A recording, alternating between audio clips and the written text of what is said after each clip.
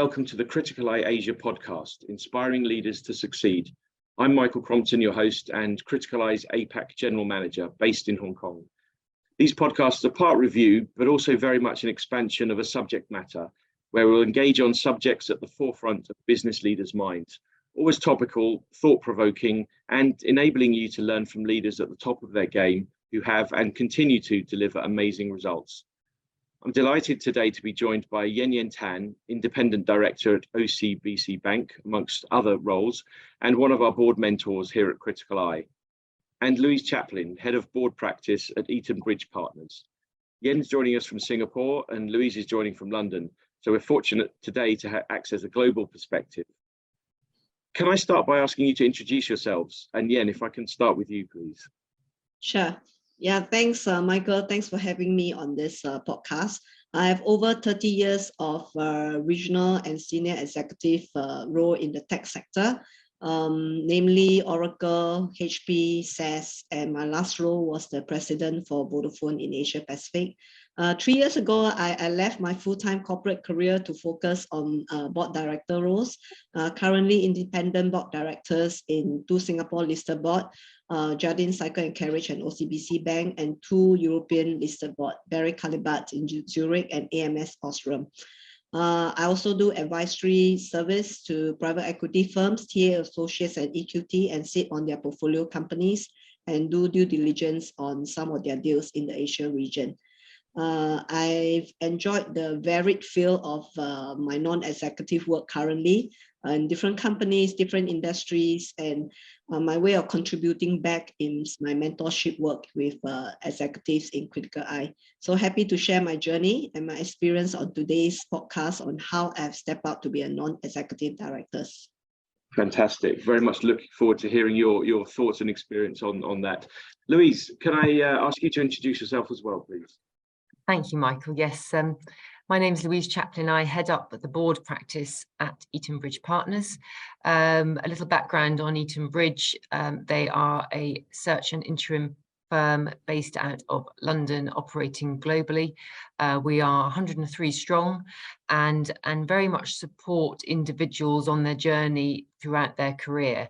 And the board practice really supports investors, chairs and non-execs and CEOs, both in finding boards, but also in that journey into boardrooms. So it's a cyclical event because a chair always needs a new board role and CEOs are always looking for board roles. So my focus very much is supporting that community and how to make a smooth transition and how to give individuals opportunities perhaps that are not obvious and utilising their network.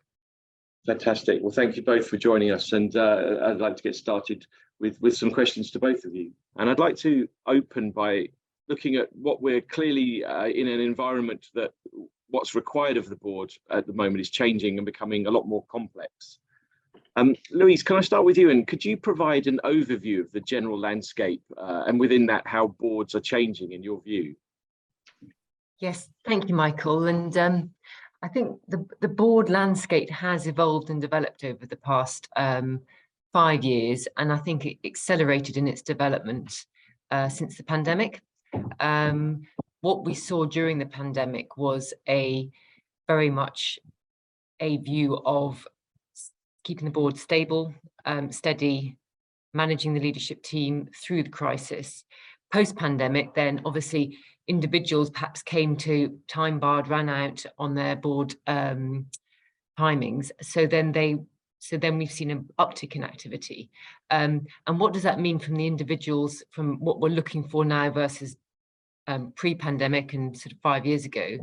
I think one of the key elements is around agile leadership, ESG, and also looking to the future and what does the future of the business look like, and gaining sector insights. And that's what boards and investors are really keen to explore in terms of individuals' sector insights in the future of their particular sector.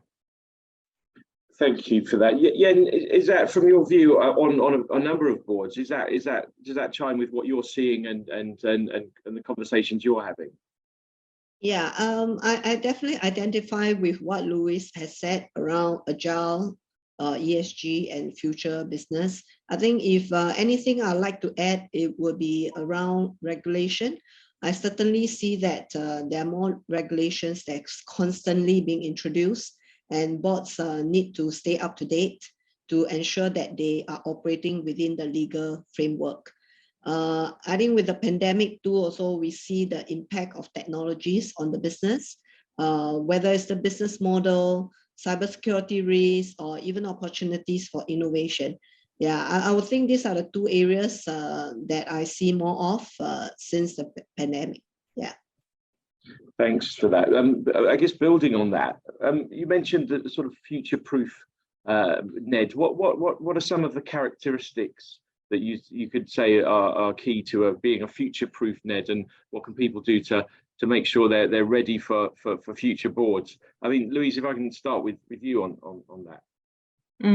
So I think, I mean, ultimately, a board position and what investors are looking for is the breadth and depth of your experience and expertise you bring to the discussion and you bring to that board team in a sense.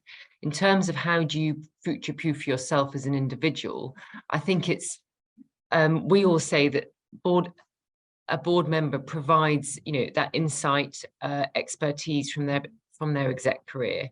They also are a great connector in the network, and they utilize their network to be able to support the board in terms of future connections and how do you grow. And finally, just around when Yen talked about the governance piece, it is being up to date, well read, insightful, and sharing their insights. And ideally, if they're on other boards, the crossover from board activity. And I'm sure Yen sees that in terms of, where she operates on one board, there's read across to another board. And we see that when we're looking at candidates, we look at not only their background and expertise, but we also go, okay, well, what other boards are they on, and how will that support if they were to be appointed in this board, and what are the crossovers? So I think that's, those are the key points that we would look at. So yeah, I guess if anything to add on sort of keeping not only current but future proof, and then looking really at some of the risks associated with stepping up into a NED, and you talked about governance, increasing governance. What are some of the key risks associated with it, and how can they be mitigated?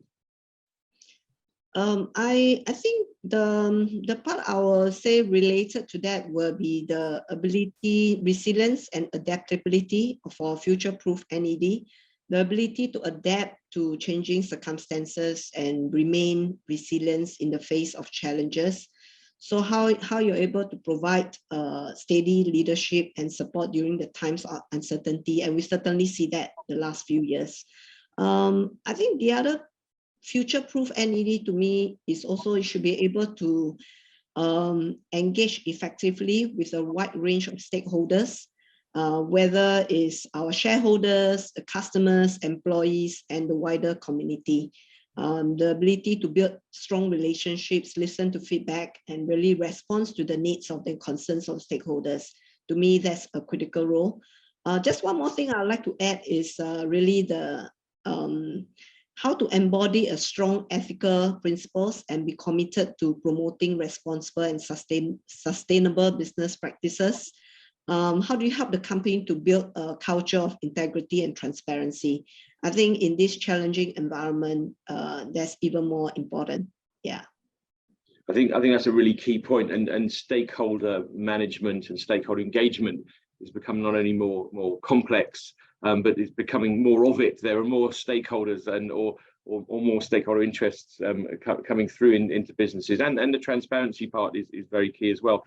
I guess looking at specifically technology, I mean, given your tech background, Yen, what are your perspectives on the understanding of tech in inverted commas in boards? I mean, especially for sort of non-tech related or non industry experts, non-execs, to step up into a digital area, and how can they contribute meaningfully to those board discussions? Yeah, I would I think call myself a digital director, but even so, I cannot claim to know the different aspects or all aspects of technology. As you know, the technology landscape is very broad and fast changing. So when you use the phrase digitally or tech savvy, it's really being able to understand the technology capabilities and how to timely apply to the whole business in a more holistic view. And the more people who can do this on the board, of course, the better we are.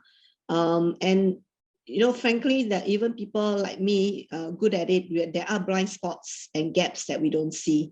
So I think it's important that the board members can understand technology. And I think one aspect I always say about board members is regardless of any age or your ongoing intellectual commitment, and also curiosity is a vital characteristic of any board members. You don't have to be, you know, expert to ask good questions. So I think it's important so that you always challenge yourself, question the norm, and challenge the assumptions. So whether you're digital or otherwise, I think there's a lot for every one of us to learn. Yeah, absolutely. And I think this is where, you know, connecting in with someone like yourself, Louise, where you have a broad overview of sectors and what boards are looking for, just giving people a view of what's happening outside their own industry and sector can be really useful. So that connectivity, I think, is really key as well. I mean, I guess on that point, Louise, looking at your role, and you do a huge amount of work supporting leaders on their board agendas. Can you share some advice around what makes a good NED CV? So the first stage is getting noticed, I guess, and how can you do that? What can get yourself ahead of the game to a certain degree? Yeah, sure. I think there is, if I broaden that question out, if I may, to profile and how is, you know, what is your profile out there? And I think that includes any type of social media platform from LinkedIn to Twitter, and along with your CV. And just by nature of those, there should be alignment across all platforms so that you have a consistent message going out. And the message that goes out to the messaging going out is around what you're looking for, not necessarily what you're doing at the moment. Bearing in mind that a platform like LinkedIn, say, is not a regulated platform. So if you are aspiring to be an NED, a board advisor, then that's what you should put on your profile. You've had a great exec career, probably over 30, 35 years. Put down, even if you haven't got one. A lot of people ask me, go, well, I'm not quite a non-exec yet. That doesn't matter.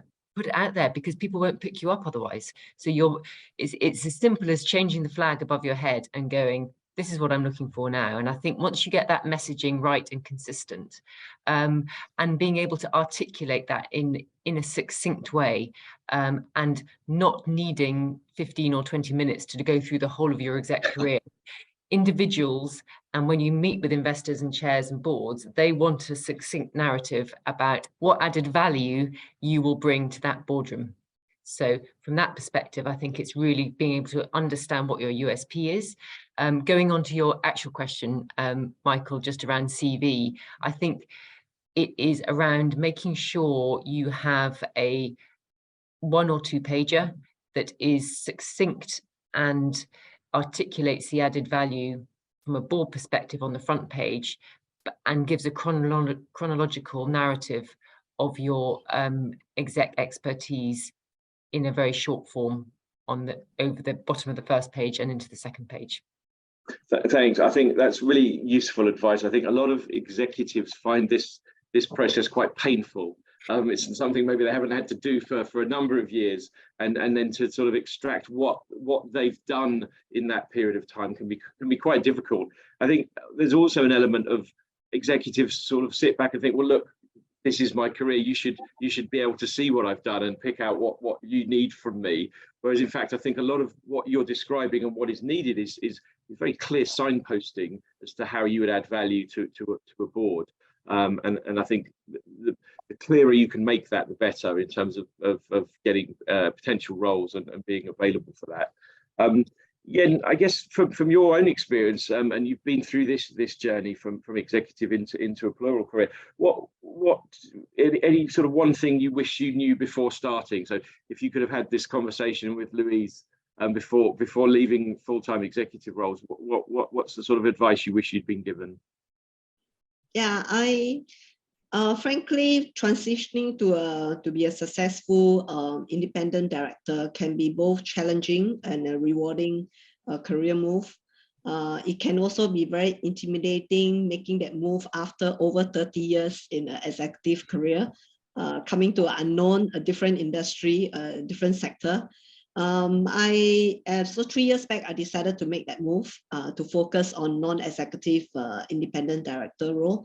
I think other than building your own brand over your career, establish a professional network, I think the one thing I have identified and also share with many people through my journey is be patient. I think many a times, when there's a board role available, because frankly, any board position is a long-term commitment. So don't be too anxious. Take your time to secure your first independent board position, assess and be persistent and be proactive in seeking out the opportunities and building your network. So I think if the other area that I always tell people, seek out mentorship. There are many willing people, experienced independent directors that are willing to guide you through the process and give you valuable advice and guidance. Yeah. I think from the conversations I've had, it's a lot like moving to a new country and meeting people that have been there and done it, very willing to talk to you about their experience and how they can help, because everyone's been in that position and wish they'd had that little help as they've progressed. But that's some good advice. I think there also is a tendency to take the first role that comes your way, particularly if there's been a bit of time between leaving executive and finding that role. So I guess due diligence, having those conversations with other people, getting that sort of sense of benchmarking is really key to making the right decision. How as an executive can you really articulate the value you can bring to the board as an NED? And there's sort of different skill sets, I guess, which are needed for a board than as an executive.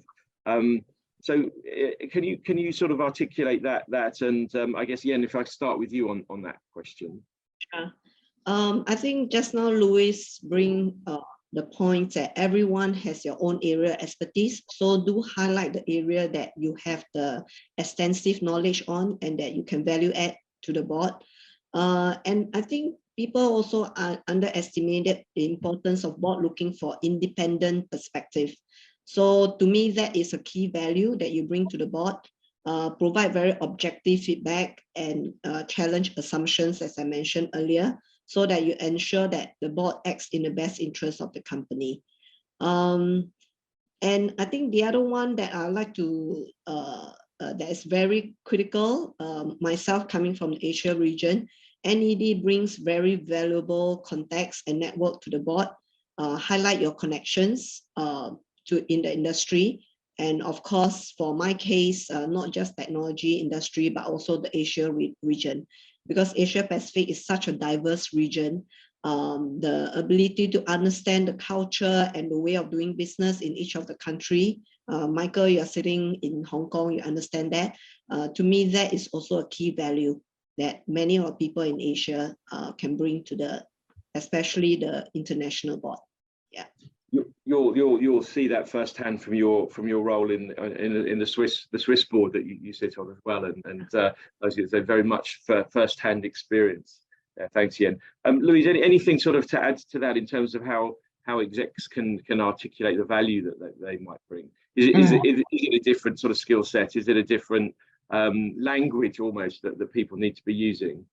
So I think that's the exact point I was going to make, Michael, around the language. And I have supported individuals in processes where they have been sort of eminently qualified for the role, they've got right insight, all the boxes are ticked, but in the final stage of the discussion, they talked like an exec, not an advisor. So it's the way that you frame your questions, it's the way that you respond to a question, and it's taking your P&L or functional leader hat off and putting an advisor hat on, even if you haven't done it before. And I think that is absolutely key, is being able to talk in this, mirror the way the board discusses the organization as an organization, not thinking that you are a P&L holder or the CEO or the CFO. That's hard, and it's a learnt skill. Some people naturally do it, and that's fantastic, but it can be a learnt skill and it evolves over time. And I think also, touching on what Yen said around patience and time, your narrative and the way you present yourself and the opportunities come to you will evolve and change over time, and that's great, and as it should do. It's not a static piece, and I think your portfolio evolves and changes over time as well. So how you add or take away from your portfolio will evolve and change.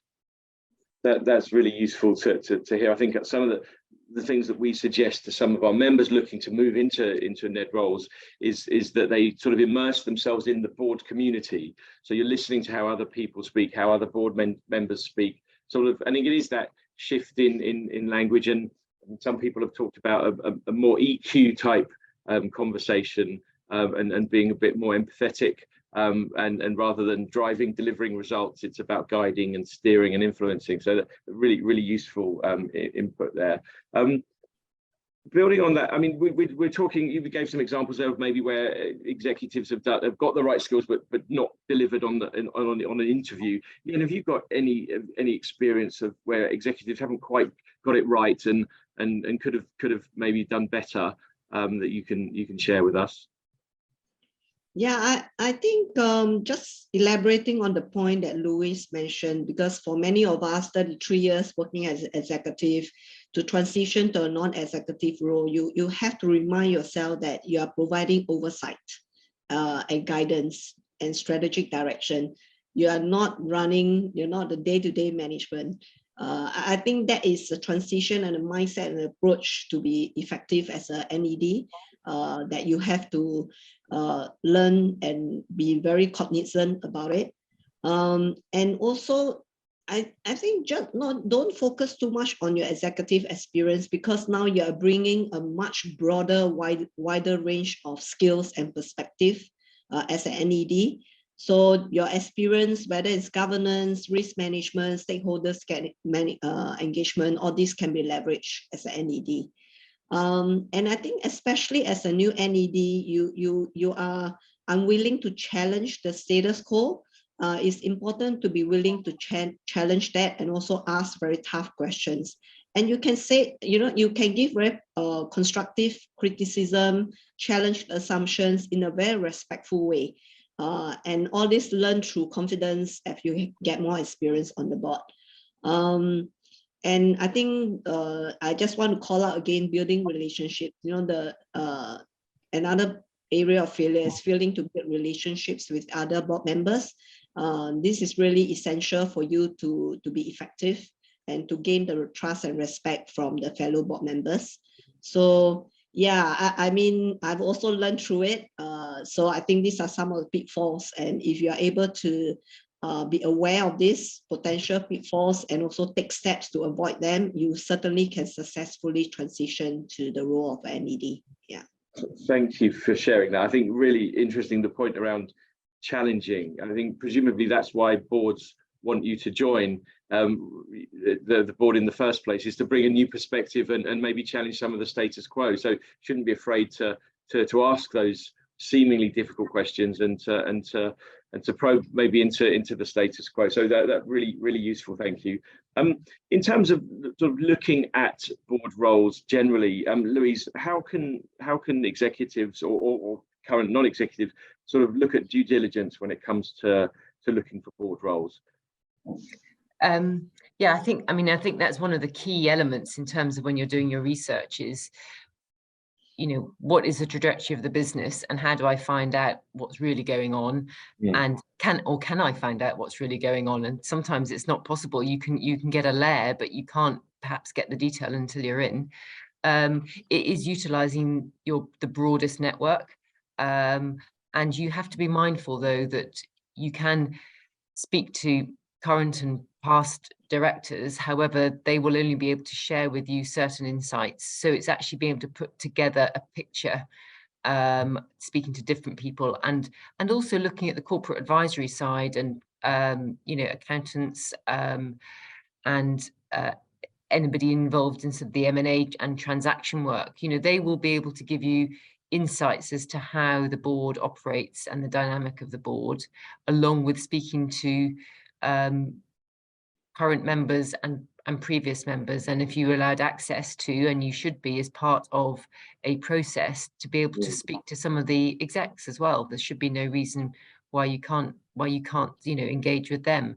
And I think actually thinking, Yen, just around your comments around joining the board and what does, you know, being able to ask questions. When I have a process that is sort of successfully completed and then we have a candidate that's appointed, I say to them, right, so what are you going to do next? And they sit there and go, I don't know, I'm just so pleased I've got it. I say, right, well, let's just think about. So, and it's, and I usually say, and please do challenge me on this, that I say, you've probably got 6 months or 4 meetings to be able to ask the really basic questions, because then you sort of, then you're a bit more part of the team. But you can, and I would advise you go around and have a coffee with every single board member over the first 3 months to make sure you build those relationships and can ask questions perhaps that you wouldn't want to ask in a public environment in the boardroom, but really build that credibility. But you will have a shelf life where you can ask some, because you're new in, and actually it stimulates some really, really good discussion. Yeah, I think that's your passport to ask the most silly fundamental questions, right? When you're new, you can ask anything. Yeah, I agree with you. And many a times, frankly, you gather a lot more outside of the boardroom than in the boardroom itself. So totally agree with you, Louise, on doing off the boardroom, whether it's fellow board members or the CEO, you can actually gather a lot more to understand the history and the culture of the company. Yeah. So, I mean, similarly, when I get approached for board role, to me, learn as much as you can. And my starting point is always the website and also the annual report. You know, it tells a lot. And I sometimes go into the glass door to understand a little bit about what employees are saying to, or ex-employees may be talking about you. Yeah, and I think the other aspects that's important is review the board's governance process, whether such as the committee structures, the meeting frequency, communication practices, and of course, you, especially for listed board, you know, in fact, even for non-listed board, you will have profile of the people on the board composition. I think that gives you a sense of where the diversity of the skills and expertise and where you can value add from a broader perspective. So I would say ensure that you do your homework and make sure the company that you are interested in align with your values and your goals. As I mentioned, that it is a long-term commitment for any board roles. Yeah. And it's your reputation as well, isn't it? We're really going forward into the next role and the next one. So I think one piece of advice someone gave me was looking at the board composition of a company, look at any other company boards that they're on. And are the values, is the culture, does it sort of align, or is there any sort of jarring contradictions there? And just to get a sense check of the culture of a company, because it's very difficult to do until, as you say, Louise, until you're actually in the role, and then hopefully it's not too late. But it's getting underway. One thing we hear from leaders as they secure a board role is trying to ensure that they've got the right visibility and credibility to a certain degree in the first board meeting. Yen, from your experience, how have you got about sort of getting your voice heard in those first sort of board meetings, and making sure that, you know, you don't want to be the only one asking silly questions, even though you've got a bit of currency to do that, but any hints or tips on that? Yeah, you know, especially in the boardroom, there are many strong personalities and also established dynamics. So being new, you really need to observe and listen. To me, that's most important, especially when you're new on the board, to understand and observe the dynamics of the board and how decisions are being made. I think that's important. Building relationship, I already talked about. Focus on your area of expertise. I think each of us bring our own, identify where you can value add. And be concise and clear. I think sometimes I've seen board members using jargon, technical terms, especially tech people like me, and for people, difficult for them to understand you, right? So I think keep your conversation as concise as you can. And to me, I think you need to be very assertive. If you feel strongly about certain particular issue, be mindful of your tone and avoid being confrontational or dismissal of any other people's opinion. To me, the other, everybody has a point of view. Choose the right moment to speak up. I learned that through many conversations, simultaneous conversation going up. I think if you establish yourself as a respected voice in the boardroom, you will be be taken seriously. Yeah. Thank you. That's really interesting. Louise, I don't know if you've got anything to sort of add to that from conversations you've had with people you've placed and ongoing, but I'm interested in, we're talking a lot within Criticaleye about stakeholder engagement, stakeholder management. So I guess how can non-execs ensure they're able to influence the key stakeholders? And then that includes the chair, CEO, the management team, as well as sort of major shareholders and wider, customers, supply chain, the whole stakeholder breadth. How can non-execs in a board role influence key stakeholders? I think it's being, nowadays it's easier, it's being present and visible, and also getting clear direction from the chair as to what he or she, or how he or she recommends that you engage, so that you are having a common there is common communication going out from the boardroom, and it's perceived as consistent messaging. And also I think from a practical perspective, how are you presenting the strategic direction to those? Because if you're engaging with shareholders, you're engaging with the exec team or individuals across the business, what they will be asking you questions, and you've got to make sure the messaging is correct, and that will gain you credibility. So I think that in the first instance is seeking advice and guidance from the chair. And just touching on Jens' point around in the boardroom again, a good chair should always bring you into the discussion. Yeah, agree. They should have the EQ and have the foresight and insight to realize he or she has got a new board member in the team, and they should be proactively engaging with you in that discussion. So in theory, you should have a platform to be able to speak, particularly in the first few meetings. And when we're supporting chairs and boards, and interestingly, there's a role I'm running at the moment where they're looking for what we would call an emergent NED, so a non-exec that actually hasn't been a non-exec before, and that's the whole point. And the chair said, Louise, I really want to be able to support somebody at the start of their portfolio career, and I said, well, it'd be really interesting to see how, they've got the final stage next week, how he or she lands and how well they're supported. And what we do is like to keep in touch, because there's always good communication right at the beginning, but actually what happens further on. So that'll be quite an interesting journey to hear how that goes. But it's guidance. I would say key is guidance from the chair. Yeah, and I guess sometimes that can be overlooked from the chair. For despite best intents and purposes, it can just be the business of the business it gets in the way, and the agenda's there to be dealt with. So I know that's a really interesting insight there. Thanks, Louise. I guess from both of you, how can we're seeing a lot of companies not only giving permission but encouraging executives to take external non-competing board roles. How can having that or doing that enhance a leader's performance as an executive? Any thoughts on that process? Yeah, I'll start with you. Yeah, I guess I'm really fortunate that in my early 40s, I started my listed board non-executive role while I was still a full-time executive. And I think it takes a very confident boss to support you on that, and to really appreciate and understand that you are with your external board role, you're not going to compromise on your real job, your day job rather.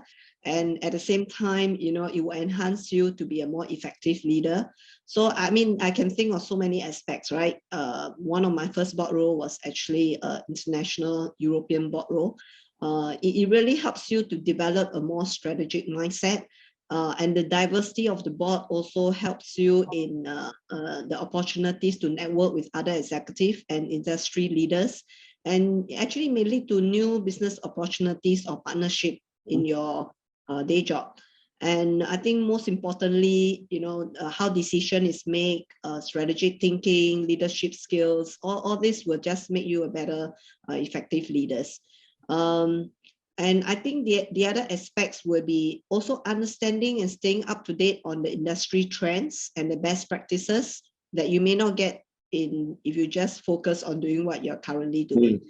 I think just so much benefits. I can go on and on, but it certainly can enhance the leader's performance as an executive and really contribute to their long-term success. Thanks for that. Louise, any thoughts to add on to Jens' comments? No, I think apart from just that the read across and the added value goes both ways.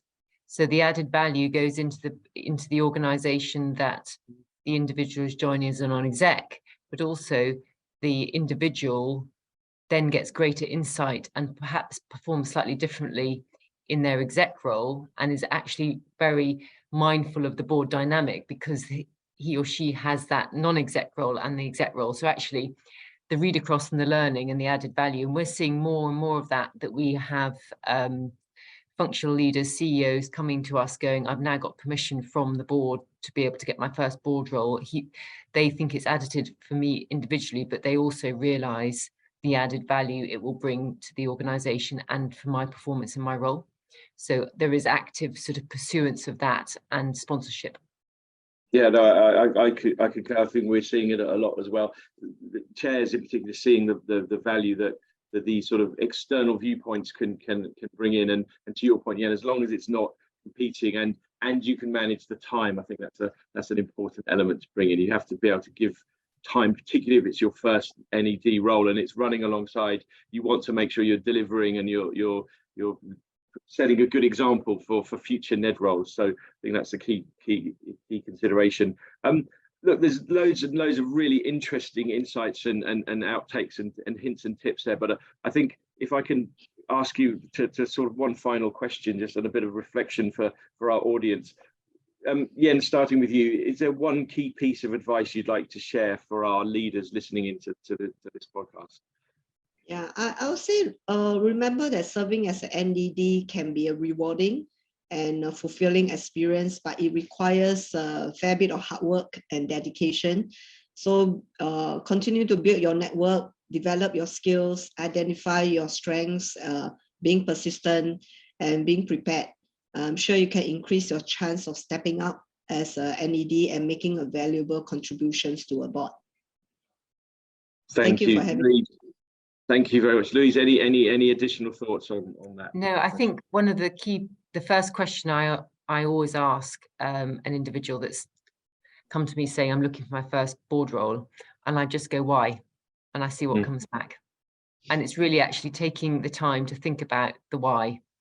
And you can, evolve that discussion, and that can be really helpful for individuals to actually go away and think, okay, I've got the why, and now it's the how. So be very clear on the why you're doing it. Sometimes that can be maybe a harder question to answer than the how, possibly, but that for another discussion.